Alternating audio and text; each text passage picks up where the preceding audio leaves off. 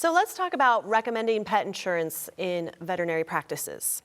Ash, yes. First things first, how does a practice choose which insurance company to recommend to their clients? So, there are some rules about recommending specific policies or recommending specific things in those policies to clients because we're not licensed brokers of insurance. That said, it's all right for us to share our opinions with pet owners.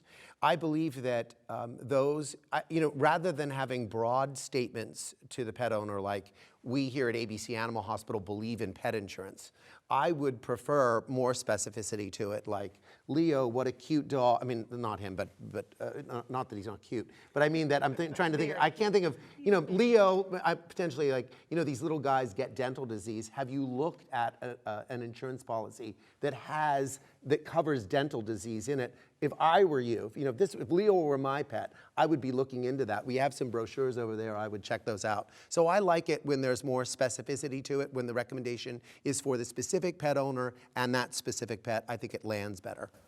Why is it so important to make pet insurance part of every patient visit? Well, they might not hear it the first time. So it's great to keep that pot simmering on the stove in their mind. Somebody recently shared with me, I thought it was an excellent way to bring it up without being so pushy or aggressive about it. They recommended that the client care representatives say something to the client like, did you bring your insurance form today?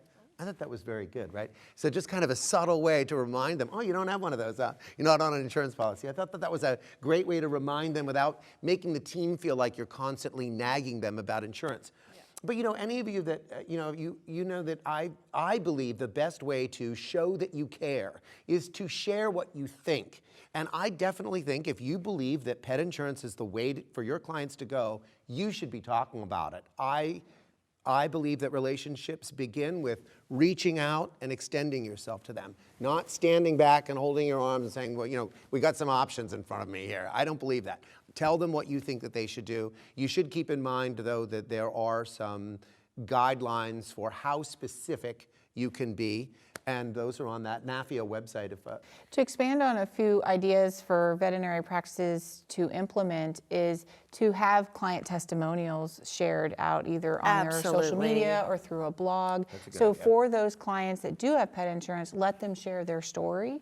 Additionally, you definitely can have a variety of brochures that may fit more your demographic. So not any one specific insurance company, but a variety, a couple for them to choose from. And then also very much like asking, did you bring your form with you today? Actually on your client patient information form when they sign in, asking, is your pet insured? And so that just drives the question immediately. They're not, tell me about insurance. So you can definitely do that, as well as in your blogs, you can drive them to the sites that they can do the comparison as well. And I want to say one other thing, so I think a lot of times we feel like because you got the brochure rack, you're absolved of the conversation, and I would say that that's not the case. That brochure should be the cherry on the sundae. It's not the sundae. The sundae is the discussion about the value of the insurance, and then you can give them the brochure. But to expect, all the time, we have these puppy and kitten packs, and we shove that insurance brochure in those, expecting them to read them. I would say they go immediately into the garbage. I don't think they read them, to be honest with you. I think you need to talk about it, then hand them the brochure. Absolutely. Yeah. Well, and I would definitely say that personal story is a much more powerful tool than just saying, here is the policy, here are the numbers. If you can share a story, it gets that emotional hook. And I often watch clients get this little light bulb that goes ding over their head. And so, I mean, we're not under HIPAA, right? We can share personal stories of where we've seen this be successful.